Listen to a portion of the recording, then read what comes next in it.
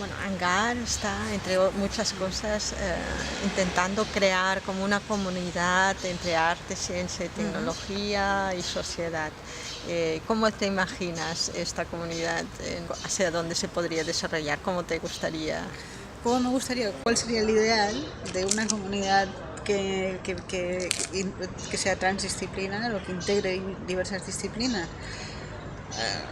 Como base, pero eso ya es un ideal, como decirles, ¿cuáles serían del paraíso? Ah, cosa que es muy difícil. Es el peer-to-peer, el para par, que es lo más complicado. Que todo el mundo se reconozca desde donde está como par. Yo creo que en este tipo de procesos es lo más complicado. Porque aparte asistimos constantemente a esa batalla entre las disciplinas, cuál disciplina es la más fehaciente, cuál es la más realista, cuál nos acerca mejor al mundo, cuál es la más útil, cuál es no sé qué. Esa batalla es una batalla bestial. El tema del reconocimiento de la capacidad del otro para interpretar el mundo también es una batalla campal. Los tecnólogos dicen que los científicos no llegan a eso porque dependen de la herramienta. Los científicos dicen que los artistas no llegan a eso porque no tienen método y no tienen sistemas de compartir conocimiento. Los artistas dicen que los demás no se enteran porque están trabajando sobre parámetros que no son los parámetros reales, etcétera, etcétera. Entonces este no reconocimiento entre las partes es lo más complicado. Lo ideal sería el reconocimiento entre las partes. Y cuando lleguemos a ese punto, entonces yo creo que habremos conseguido esa batalla. ¿Y cómo se puede llegar allí? Complicados los caminos. Aquí te puedo contar lo que hacemos aquí. Estamos intentando que todo lo que es los procesos de investigación, y entiendo investigación como generación de conocimiento nuevo sobre las cosas. Y cuando digo nuevo no digo innovador, sino nuevo. O sea, otras perspectivas sobre las cosas.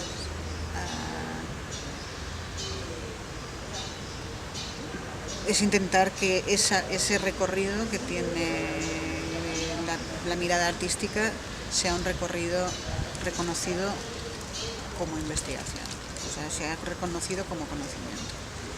Esa es nuestra batalla ahora mismo en este ámbito. Yo creo que es la batalla, pues lo que te decía, el que vengan científicos y nos reconozcan como partners. Que no tengamos el debate entre la realidad y lo que es realidad y lo que no es realidad. Que no me venga un científico y me diga esto que estás retratando tú como artista no es la realidad. Y que no me venga un artista diciendo que eso que tú dices no es la realidad. No hay uno. Se trata de conformar el sistema de realidades para que... Pero esa es un poco la batalla que estamos desde aquí. Estáis realmente haciendo como un protocolo y como ¿no? Intentando crear sinergias entre los diferentes actores y bueno, crear como esa comunidad, ¿no? de trabajo.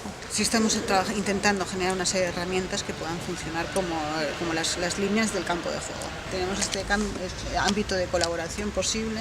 Vamos a ver cuáles serían las herramientas, los métodos, los objetivos, las formas de facilitarlo, etc. A partir de aquí estamos haciendo este protocolo para la investigación transdisciplinar, la cual pues, está enmarcado dentro de un proyecto un poco más amplio de relaciones entre arte, ciencia y tecnología. Estamos intentando generar un organismo de investigación artística, contando con grupos de investigación de distintas universidades vinculadas a las artes. O sea, nos hemos planteado mucho la idea de incluimos inmediatamente a otras disciplinas y tal. Por ahora vamos a ver cómo armamos esto y después ya incluiremos a todo el mundo. Pues no es un tema de dejarlos fuera, sino de cuidar el proceso, ¿no? De cuidar la intimidad, las simpatías y los reconocimientos, lo que decíamos del peer-to-peer. Porque sientes ahí a trabajar con alguien que no te reconoce, entonces es como... Entonces, esto, por ejemplo, es un objetivo que también tenemos bastante claro. O sea, conseguir que desde un centro de... Pues eso, con el protocolo, consiguiendo un organismo de investigación artística, organizando seminarios, encuentros entre distintas disciplinas.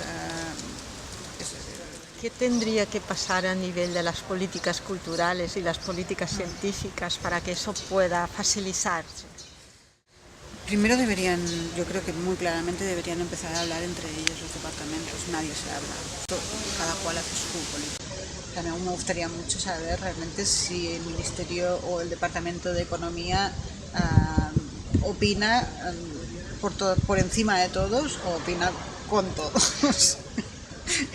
Yo creo que eso a nivel de política es lo primero que tendría que cambiarse, es esta estructura jerárquica dentro de los departamentos. Hay que aunar políticas, pero no hay que aunar políticas con un solo objetivo. O sea, hay que aunar políticas con los objetivos que vienen de los distintos departamentos. Aceptar la pluralidad, ¿no?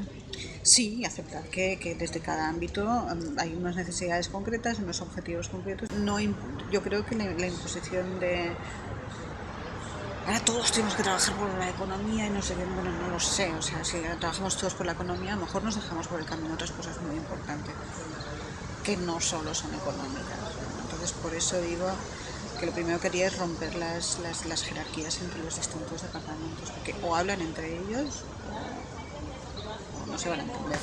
¿Qué estrategias, métodos o actitudes artísticas tú crees que pueden ser relevantes en abordar los grandes temas del cambio climático? Me gusta más hablar de tácticas porque tienen como objetivos como muchísimo más específicos y yo creo que ahora mismo lo que se puede aportar como artista, pero desde el ámbito de las artes, eso sí, son aproximaciones diversas y muy concretas a temáticas muy determinadas, ¿no? Cada vez creo menos creo que tenemos problemas muy globales, pero no sé si podemos tener soluciones muy globales, porque yo me temo que hay muchas capas que están ocultas. Y entonces intentar estrategias muy globales a veces nos puede llevar a bastantes fracasos. Me da mi sensación, no lo sé. ¿Y tendrías un ejemplo de un trabajo en común o en comunidad artístico de impacto social?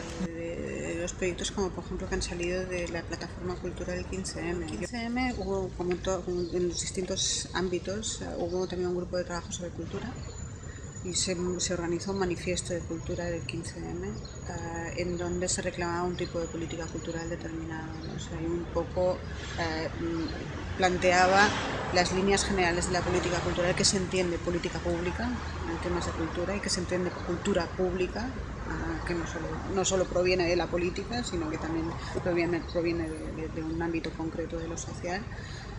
Y también, además, se estaba articulando herramientas, estrategias tácticas muy concretas, como por ejemplo, lo suyo sería que tomáramos todos los desechos que aparecen en las distintas instituciones, los detritos, y los reconvertamos en el siguiente paso. Porque tenemos que consumir constantemente material nuevo cuando tenemos muchísimo material antiguo, ¿no? Y eso, a nivel de decrecimiento, planteado así, sí que entiendo que hay muchas tácticas o muchas herramientas que tengan mayor periodo, mayor temporalidad, ¿no? O sea, normalmente aquí los recursos los consumimos a toda velocidad.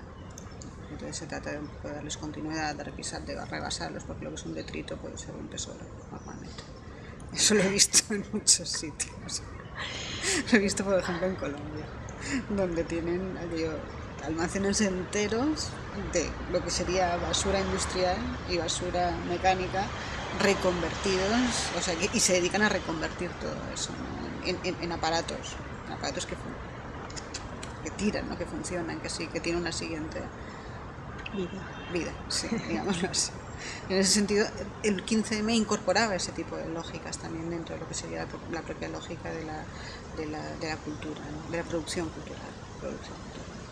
Si partimos de la base que el arte es un tipo de conocimiento determinado, que puede generar transformaciones personales, pero también transformaciones de comunidades y sociales, ¿qué tipo de conocimiento aporta el arte o qué tipo de conocimiento necesitamos para una transformación social? Por ejemplo, para valores más de sostenibilidad.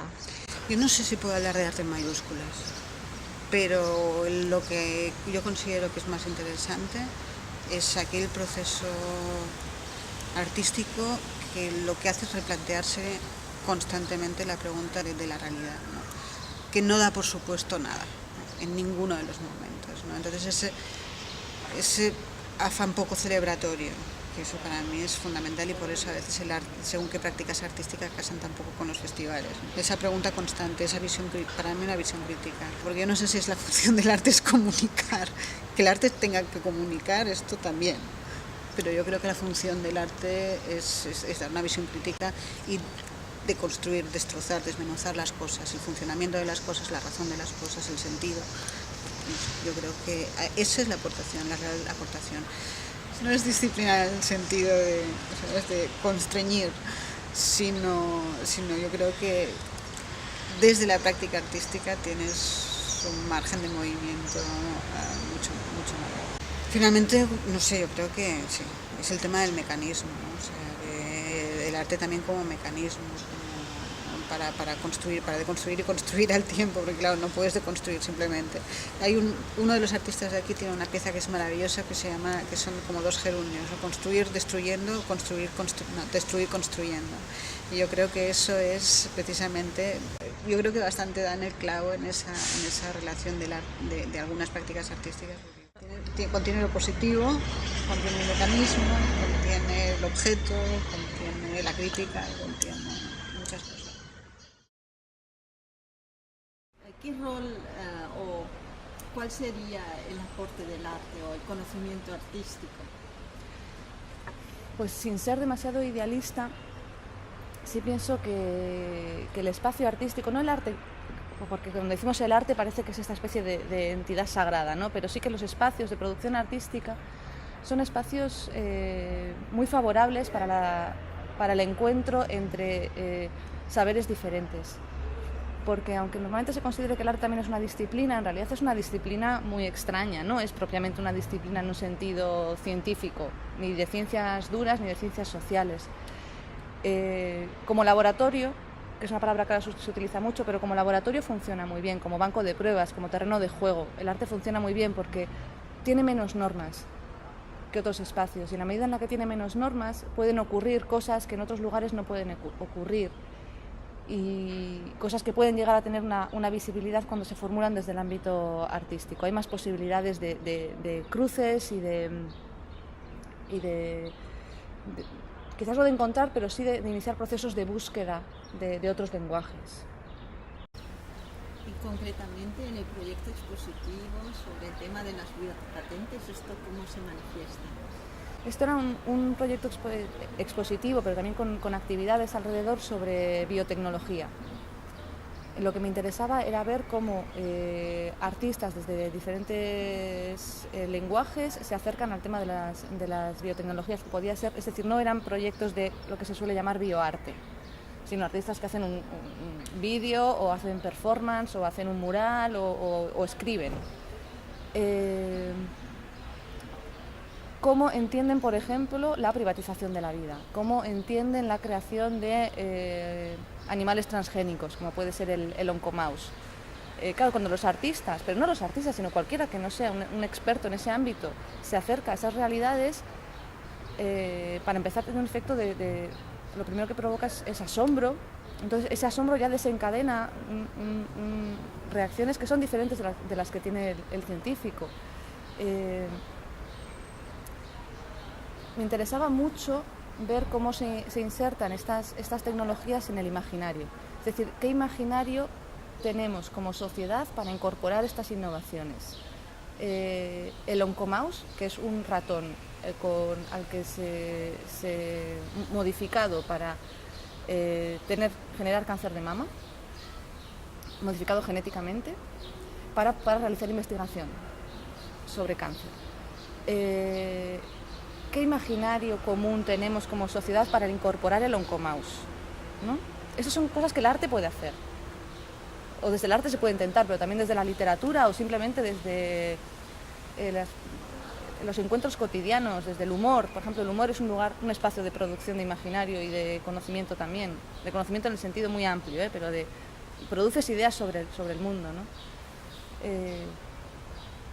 Y luego otro aspecto importante en esa exposición y en las actividades que había alrededor era crear un espacio de debate, de discusión. En la medida en la que éramos no expertos acercándonos a ese terreno muy sofisticado, bueno, nos permitíamos hacer preguntas y nos permitíamos aprender de una manera más desacomplejada.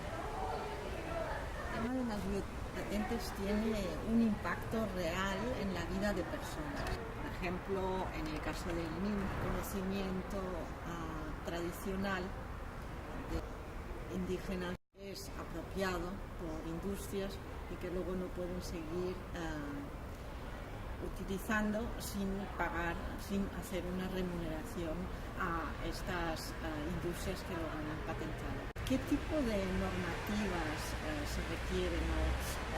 Mencionaste, por ejemplo, también a la Constitución del Ecuador. ¿Qué tipo de gobernanza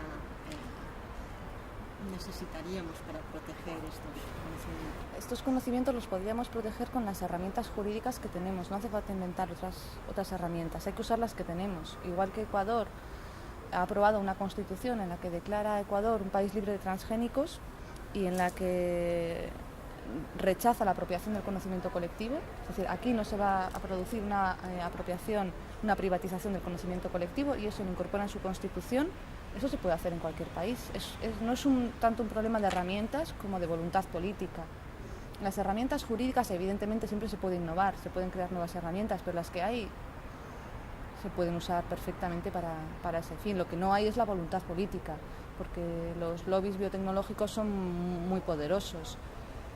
Y lo que hay al otro lado son organizaciones campesinas, organizaciones no gubernamentales sin ánimo de lucro, grupos ecologistas. Hay grupos ecologistas con mucho poder, pero en el caso concreto de las patentes hay tantísimo dinero en juego que es un tema que no acaba de avanzar y no acaba de salir de los intereses de los grupos indígenas muchas veces a los que afectan. Entonces, más que herramientas, lo que necesitamos es voluntad política y llegar a visibilizarlo como una necesidad colectiva, porque cuando desaparece una variedad, por ejemplo, cuando se privatiza una semilla o cuando desaparece una variedad vegetal, no es una pérdida para esa comunidad en concreto que la utiliza, es una pérdida para todos y todas, es una pérdida general, para el interés general, para la humanidad, pero para los ecosistemas, para las generaciones futuras. O sea, es una pérdida de una envergadura muchísimo mayor. Lo que hace falta es visibilizarlo y sentirlo como un problema de esa importancia y, por lo tanto, poner en marcha procedimientos de presión política para que haya esa voluntad política de transformar los instrumentos jurídicos. ¿Qué importancia tiene el conocimiento entre las prácticas académicas y las de los practitioners para una transformación social? Pues yo diría que es fundamental. Pensar en el conocimiento desde un punto de vista más inserto en la vida de cada cual. Es decir, yo como académico, yo no soy una académica, ¿no? Pero si lo fuera, ¿qué conocimiento tengo? Tenemos tendencia a definirlo de una manera muy estática. El conocimiento es aquello que he adquirido en esos lugares legitimados de producción de conocimiento. Bien, ahí has adquirido un conocimiento. Ese conocimiento está modificado, mutado constantemente a lo largo de tu vida por otras áreas de conocimiento, otras áreas disciplinarias y luego por tus propias experiencias vitales. Empezar a pensar el conocimiento de esa manera en el ámbito académico necesariamente abre el ámbito académico, y eso necesariamente es un factor de transformación social también, incluso diría de empoderamiento de las personas, que él o la académica sea algo más que un académico en ese contexto normativo, porque está muy normativizado, y que sobre todo que las personas que no son sujetos productores de conocimiento puedan ser también sujetos productores de conocimiento. No existen personas que no produzcan conocimiento. Todas las personas producen conocimiento. El derecho que tenemos las personas no expertas a acercarnos a un ámbito de saber y tomarlo con las manos y abrirlo, ver qué hay dentro, malearlo, equivocarnos, hacer preguntas idiotas, llevarnos a nuestro terreno. Eso es un conocimiento abierto, no es un conocimiento disciplinario puesto en una página web con software libre y de acceso abierto. Un conocimiento abierto es un conocimiento que permite ser interpretado y transformado por personas que no son expertas. y que esas voces no expertas puedan tener una legitimidad también.